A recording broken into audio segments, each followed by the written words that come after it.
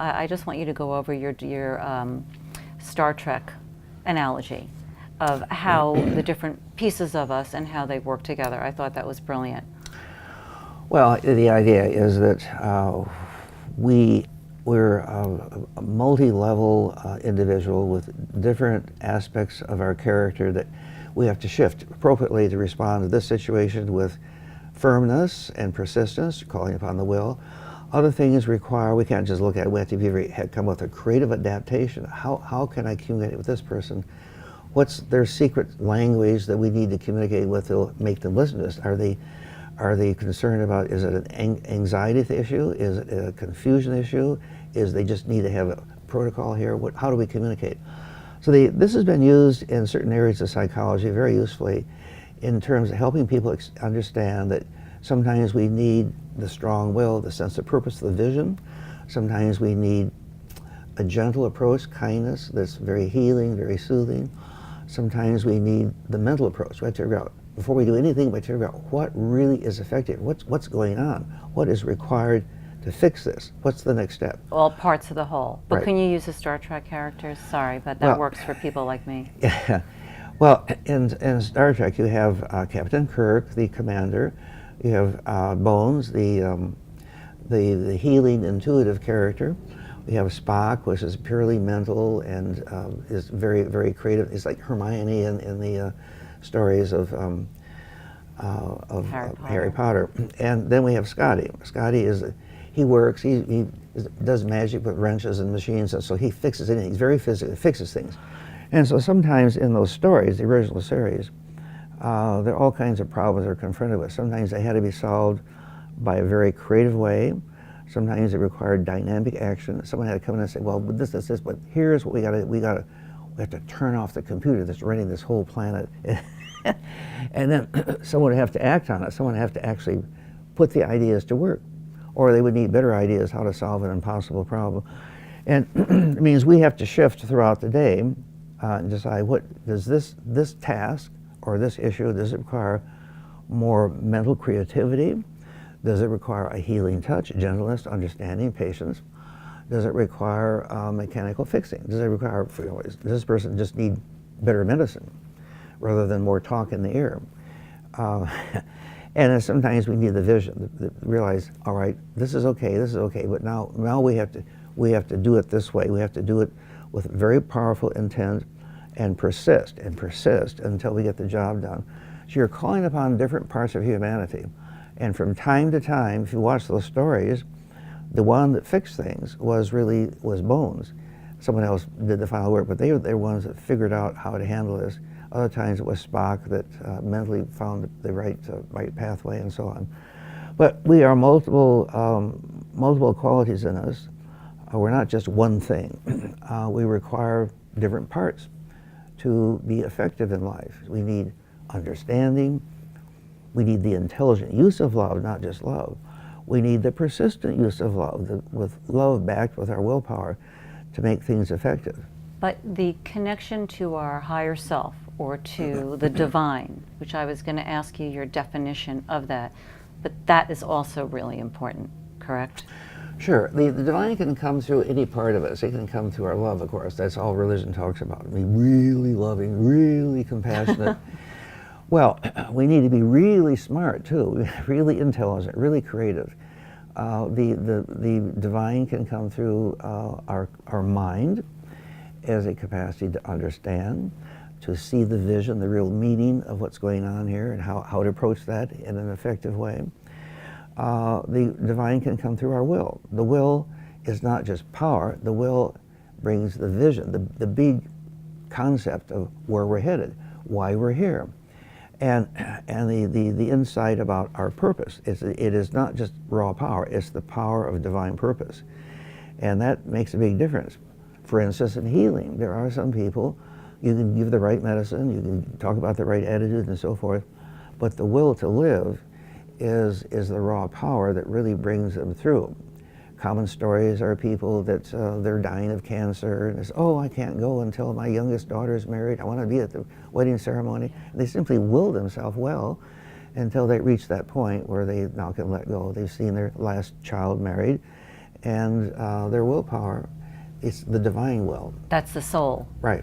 And then there are people who, we talked about this, who are holding on to so much anger that actually it will devour them, literally. It can, yeah. It can devour them. So our emotional, psychic state obviously affects our physical body. Sure. And by shifting one, we're going to shift the other. So we can't ignore the parts of the whole, No. because it's all kind of coexisting together. Exactly. They affect one another. Mm-hmm. Now, just to wrap up the thing about the third commandment, I mean, Jesus is such an important figurehead, Christ consciousness, for so many people and for so many, on so many different levels. What's your interpretation?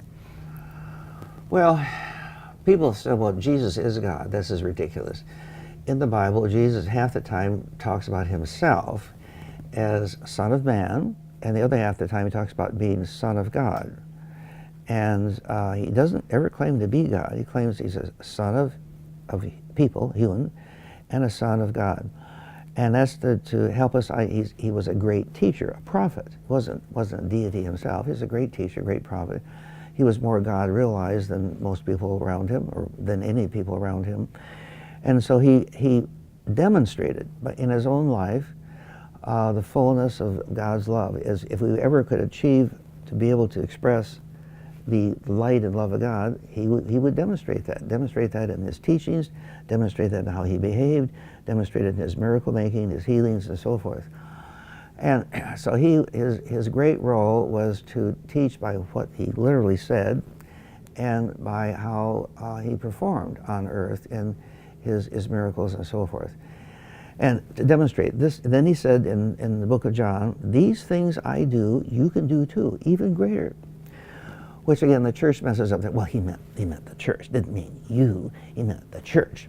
No, he meant us, me, you, him, so forth. And so he was to reveal the nature of God in various ways. And so his model is something we want to follow. And our reverence for him doesn't really mean much unless we try to imitate him in certain ways, in modest ways. We're not going to raise the dead. We're not going to walk on water unless it's frozen. We're not going to turn, water into iced tea or something, okay. Or really good sangria. Yes, but we can. Our miracle making power can be. We transform anger into forgiveness. We transform despair into joy. We transform confusion into understanding. We can do miraculous things within ourselves. St. Francis' prayer. Yeah. How do we just repurpose things? How do we just switch them over? We have to be careful of public, especially religious public, vandalizers. Right. Because we could fall prey to unhealthy messages. Sure.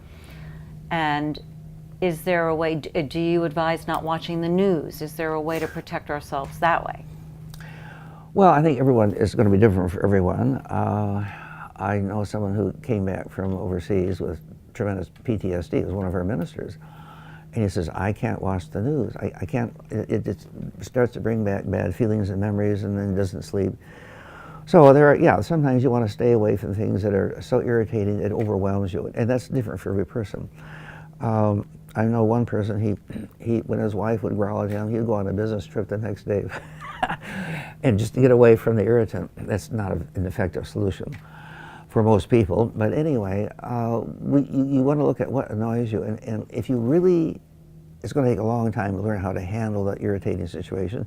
Avoidance is the appropriate thing to do within reason. You can't quit your job necessarily. But you want to avoid those things. And certainly people that are easily upset, they want to stay from irritating people. They want to turn off the news programs where there's a discussion going on. They're just constantly arguing. Yeah, people have CNN running all the time, and it's Yeah. the same stuff, and I just don't think it's probably very helpful. You had mentioned just reading it online, and it might be energetically a little bit more gentle. Yeah, you have at least a couple of degrees of detachment. If you simply watch the headlines on an internet type of news where you're just reading things, reading headlines, and being selective about what you want to probe into. You also need to stay away from places. I have some people, was my barber, who he goes off to the mall, particularly in Christmas time, finds it just chaotic and very disturbing, so he stays away from malls where there's a lot of crowded people, and they're not mean people, they're just busy and rushing and get out of my way type of annoyance. you stay away from things like that. And anything else that annoys you, just sort of stay away from it. Realize, until I can handle this better, it's better to just avoid this. And for some, it is the holiday meal when Uncle Joe, who's always a SOB. How'd you know about my Uncle Joel? You need to find some way to stay away from that. Say, oh, I'm just had a root canal, I can't chew, and I can't eat, and whatever you have to make up. So I think to is protect appropriate. ourselves, Yes. like especially sensitive people need to protect themselves Sure. until they build up their armor, Sure, so to speak. absolutely. So what I'd like to do now is just to go into the ways, and we discussed some of them, that we can empower ourselves. And we talked about gratitude. We talked about invoking a blessing and affirmations. We're going to show the gift later of prayer and the power of forgiveness, but not in an idealistic way. And you also mentioned archetypes, like tuning into archetypes. Can you talk a little bit about that? Well, there's a lot that can be said here in a very short time to do it, but very often what is needed is to appreciate how much our life is already blessed. It's a good starting point. And we all have mixed experiences. We have difficulties we run into. We have people who aren't terribly friendly we have to work with, and so forth. Some live in our own home, and we need to have a world outlook and a self-concept that is appropriate, is the right paradigm for healthy living and maintenance of our health of mind and emotion. So sometimes it all begins with a notion. I have some real problems with my life and my career. There's some difficulties here. There's some people that don't like me, people that really resent what I believe. And I deal with it on the sense I have to share the world with people who don't approve of me. I have to share the world with people who don't think like I think, and that's okay. I expect to be tolerated because I tolerate them, and if they don't like that, well, that's too bad. You know, I like that. Isn't that special? You know, you have to use the church lady notion. Isn't that special? You don't like me. Well, how about that? Write me a letter. And not control your reaction to these things, but emphasize that. I remember this happened to a friend of mine. The daughter would say, "Oh, life is over. Nothing's going on. It's just awful. There's nothing there. Nothing to be grateful for." And so, her mother-in-law says, "Do you sleep in a cardboard box in an alley someplace, or do you have a home where you go?" "Oh, I have a home." "Are you starving? Hadn't had a good meal in 3 days, or are you eating well?" "Oh, I'm eating well." "Do you wear leftover blankets and so forth from Goodwill, or you have some nice clothing?" "Oh, yes, I've had nice clothing and shoes and so forth." And it went down the line about all the things. "You have good health? Are you sick? Are you dying? Do you have cancer like your husband?" "No, I'm perfectly well." And then she says, "And you have nothing to be grateful for? Tell me again that you don't have anything to be grateful for." Should I write this down? Some people have to challenge themselves to realize there are many areas of their life that are blessed, and in a really important way. We can't take our physical health for granted. We can't take our friends for granted. They're very important. And yes, we may have enemies. We have really good friends. We have other things that are the fundamentals for a good life. And we have to really recognize that. Don't take any of that stuff for granted. Realize that's very important. That will sustain your life and help you deal with the problem areas. So you start with the basic framework about your concept of yourself, your life. Realize deep down, what really counts is, I like myself. There's areas where I know I can improve. I like myself. I like my work. I basically like people. There are a few I don't care much for, but I basically like people. I mean, I appreciate all these things. This is the core strength I have. Also, then you add to that. Then you add, with that foundation, you add to it, I'm a child of God. I have access to divine resources. I have access to energy that doesn't come from what I eat or the body. It comes from higher levels. I have access to powers and love and joy that are not generated from my physical life. They come from within. And that's where I am. That's the hardcore of me. And with that, then I can begin to deal with these other things. And that creates a magnetic field around you that helps not just draw it to you, but to sustain it. And this is free, and we can Sure. do it every day Right. and kind of, invoke this. Right. What I like also is I want to talk about our invisible friends, and I love the analogy of, because this worked for me, of imagining relating to them the way our dogs relate to us. So I wanted to just talk about the invisible friends and also that analogy, which I really thought was fabulous.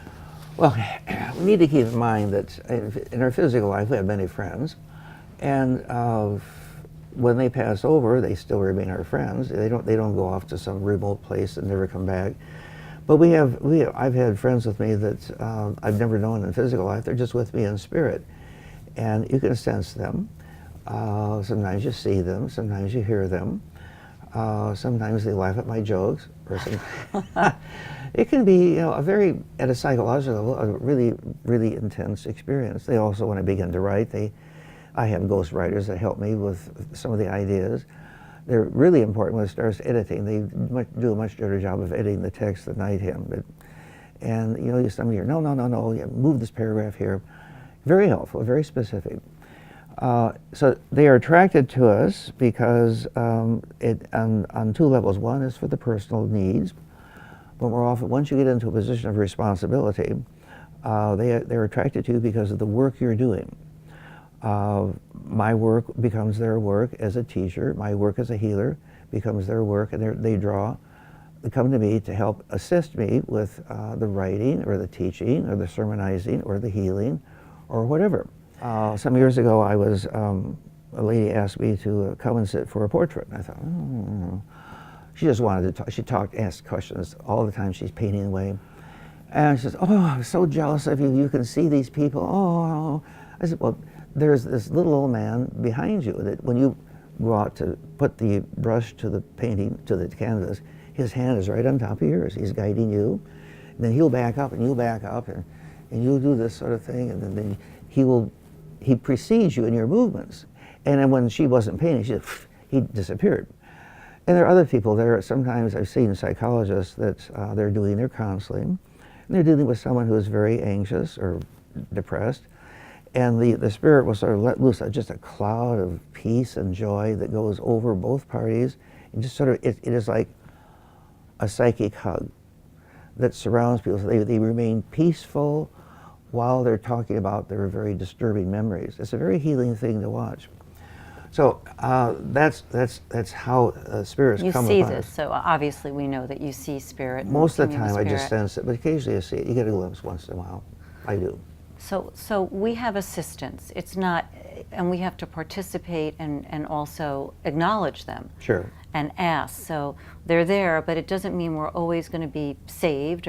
Terrible things happen in this world. That's a fact. So yeah. Invisible friends or the divine are not stopping that from happening. No. Why not? Well, we must live our own life. We must honor our own obligations. We must compensate for our mistakes. And they can't intervene too much. We have to live our own life. If they intervene too much, they're taken away. So there's a karma here then. Yeah. So we have a personal karma. It's divine law. We have to live our own life. We can ask for help. We can accept help. But they can't do our work in the sense of where we have a personal obligation and duty. That comes back to us. They can encourage us. They can give us strength. They can pump up our energy when we're tired. They can calm us down when we're getting too worried. They can reassure us. They can't do our work.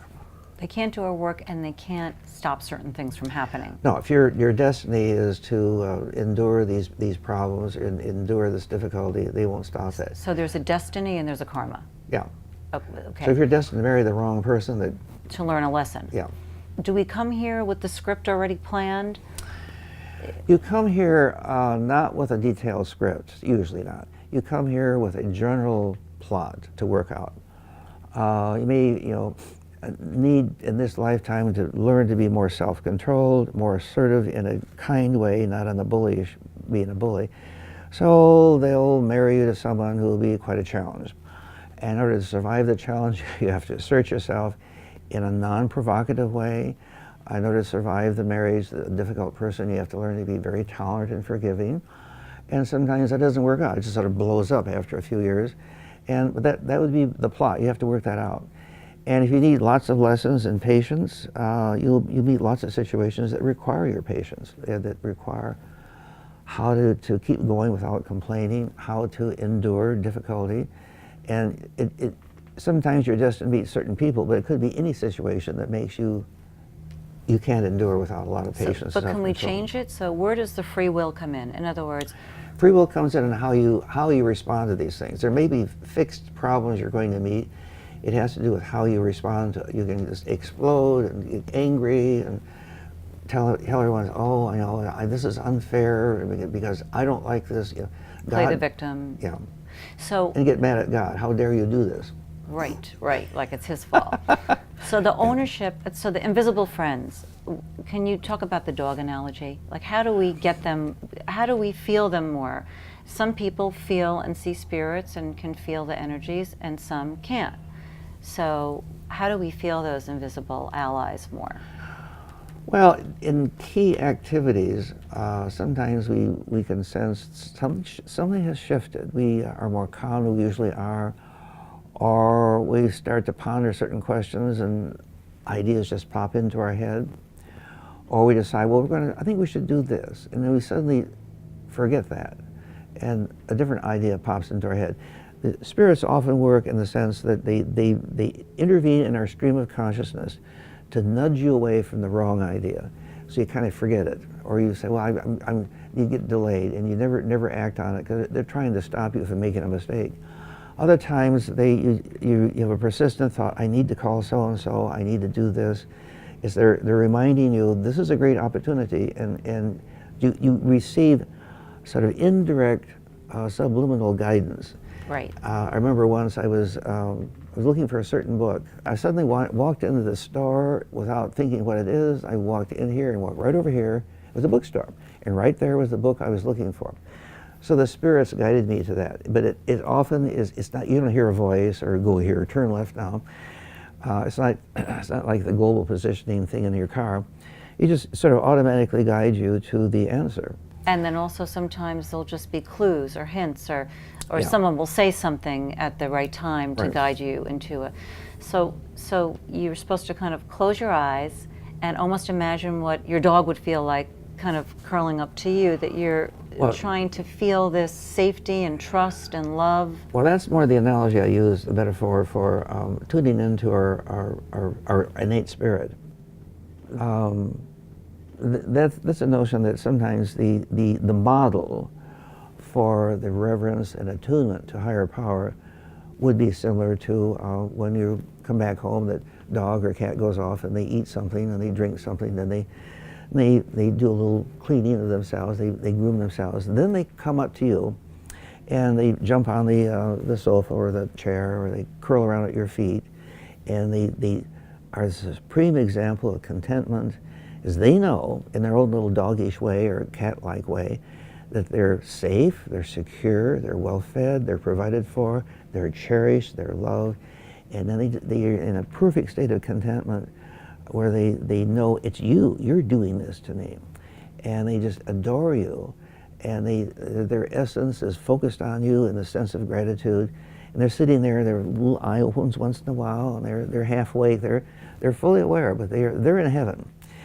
And that's a state that helps us attune to the higher level, to our own spirit, as a preliminary to meditation, preliminary to even to prayer. But it has to do with focus, peacefulness, contentment, gratitude, and the awareness that there's an intelligent life, great benevolent power about us, that's aware of us, that's concerned about us, that cherishes us, and is a source of renewal and healing and redemption.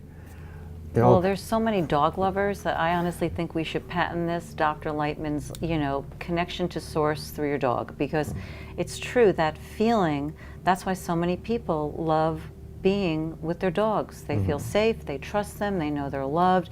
It evokes the same feeling in us that we give to them. Sure. So that I like the dog analogy.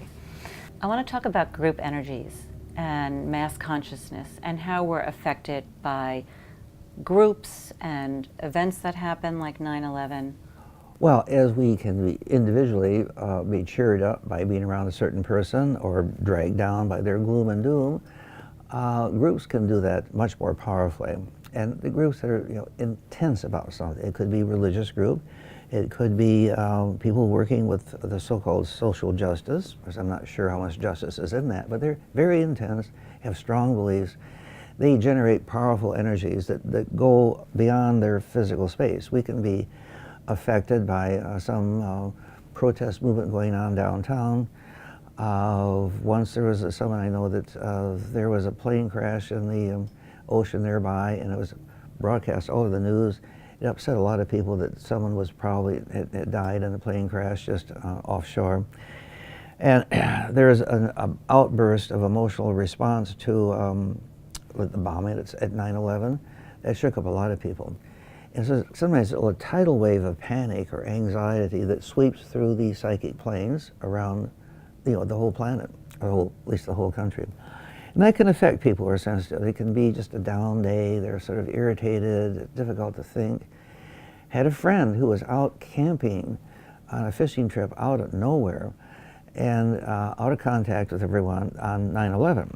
And he said that day he felt something was terribly bad. He didn't know what it was. He had no communication, no radio, and he didn't sleep well that night. When he finally got back to civilization, he found out that was the 9/11 crash that had upset the whole country. But he was affected that way. He's not a terribly sensitive person, a very nice person, but would not consider himself intuitive or psychic. An ordinary person who's sensitive to the hurt, the panic, and so forth. And so that can occur, and those are occasions when it really makes us aware. We were affected by something in mass consciousness, a little tsunami perhaps of panic. Well, what can happen is that on a more chronic level of mass consciousness, when I was writing some of these books, mass consciousness doesn't exactly like to hear the truth about, this is what we're doing wrong, here's what to do right, this is our responsibility. They don't always like to hear that, and there's certain amount of psychic attack that came with that notion that just from the yes, just they from just picked up on it. Wow. And sometimes group minds are very persuasive. They can brainwash people. They can wear you down until you start to agree with them. It feels their thoughts take over your thinking. This is where people who have a certain ideology, they no longer think for themselves. Their ideology thinks for them. And their ideology has been superimposed on it. It could be political ideology, it could be religious ideology, it could be environmentalist ideology. That sometimes people then, their mind is being partly controlled by these other weird groups. Does that happen more if you are more predisposed to already harboring these feelings? No, they're manipulative. They realize you're probably a very kind person. You ordinarily would be very charitable in your thoughts, at least, and sometimes with your pocketbook. And they work on that with the notion, well, if you really want to be charitable and kind and useful, then you must join us in fighting this evil over here.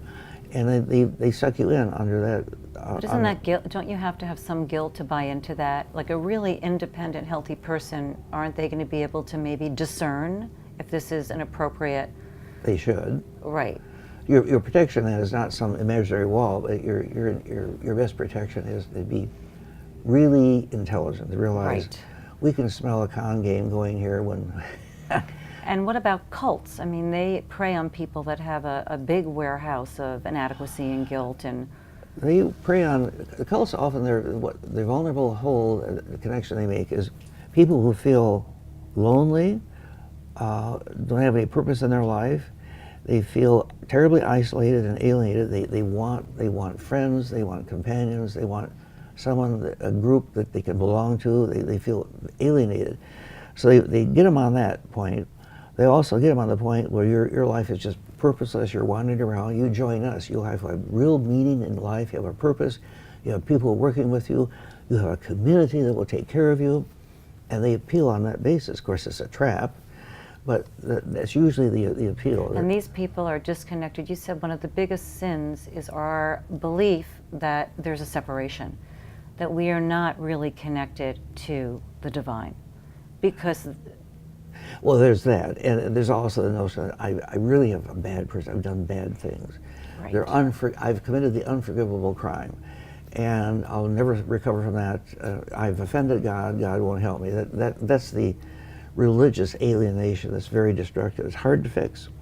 So if someone doesn't have someone who's actually attacking them and they start to feel uneasy, they might want to investigate, events that are going on in the world that could be affecting them, like 9/11, or I know a lot of people during the tsunami that were just exhausted. It really blew them away because of all those souls that suddenly had to exit.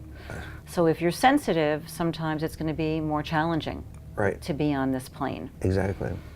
And anything else you want to say about public figures that will kind of prey on us? Well, there certainly are people that realize there's a lot of discontent in the population, and they know how to manipulate that population to their own advantage. It's like they emphasize, first of all, the terrible injustice, usually injustice in the world.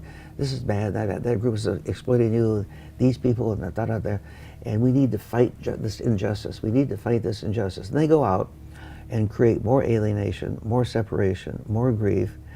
And they're not problem solvers, they're problem makers. They know how to stir up group anxiety or group discontent. And then their promise is, follow me, I will lead you to utopia. It's the usual politician's game. But there are many people that they spend more time defining the enemy, pointing fingers at the enemy, the cause of your difficulty. And then with false promises, we're going to fix this together. Together we'll fix this, but we'll need a lot of your energy and your power to protest this evil. And those are the individuals that stir up more problems. They divide the whites against the blacks, the rich against the poor, and the educated against the uneducated, the Native Americans against the non-Americans, and on and on and on. Because that's where they draw their power, their support, and so forth.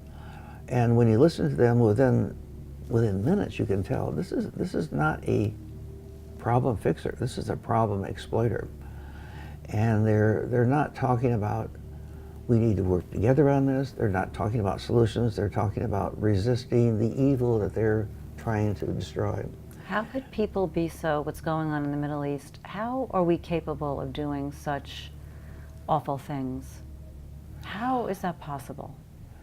Well, some people can concentrate their joy and concentrate their goodwill on the work they're doing.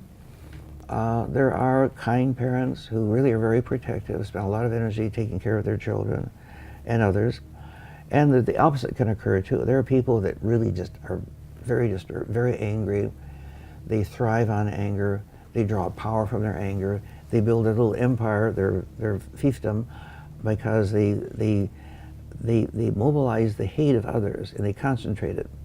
And so it becomes almost a superhuman strength of hatred to support their role and to keep their followers paying attention to them and doing their stuff. And eventually, the hatred, which is just basically an anti-life force, starts to explode into very destructive activities, to killing people, to destroying property, to destroying works of art, to being anti-culture, to trying to take us back to the Stone Age. It just starts to snowball on itself, and innocent people get caught up in it, and it goes on from there. But it does require a profound lack of discernment to get caught up in this stuff. It does require you turn off your conscience, you turn off your goodwill, you become an enemy of life and culture. Yeah. It does require a lot of changes. I mean, I would imagine that their next life will not be very pleasant. If they come back at all. But the intimidation wears down your discernment. The constant intimidation, threats, wears down your ability to resist them. So eventually it's like little children growing up in a dysfunctional home. Most of them revert to, they realize, I have to be the good little boy, the good little girl, always obey, never answer back, never fight back. They learn survival techniques. And that occurs with these vicious jihadists and so forth. To survive in those situations, you have to be obedient. The least little discontent can get you killed. So people get sucked in that way. They're trying to survive the best they can, and they just get led into a very dark area And of this thought. huge vortex of negative momentum of this hatred and anger, this energy, it has its own, It's its own life. Yeah. It'll get grounded in people who are vulnerable to that sort of stuff. Wow. So we just really have to be intelligent, pay attention, examine ourselves, take responsibility. This is so important. It is, and it's also important not to be angry back at these people. That just feeds it. It's like a ping pong game. I'm angry at you, and then you... And it goes back. And blame. I mean, so is anger, blame, are they the same thing? Blame is an expression of anger. As an expression of anger. And so it's blame, it's anger, and then the other thing they feed into is, which you said is the most toxic, is fear. Fear of being abandoned, the alienation, that Right. no one's going to look after me. So if I join this group, they'll take care of me. Wow. So these are a lot of those lower psychic energies Yeah. that will vandalize us, and we use to vandalize others. Yes. We want to stay away from those. Yep. Okay. Thank you. Thank you. This has covered so much territory. There is so much more to cover in your 44 books, and you're still writing. I highly recommend people to get the books that really had an impact. For me is Recovering from Death. This is all the little deaths that we experience throughout our lifetime. And this is a powerful book. This has everything in it. Psychic vandalism, really, it had a big impact on me. I read a lot of books, and this made me look at myself honestly and to be humbled and to know this is an ongoing journey of working on our personalities and being honest with ourselves so we can connect more to the divine and be happier. Thank you so much for sharing all of your work. I'm glad to be here. Yeah.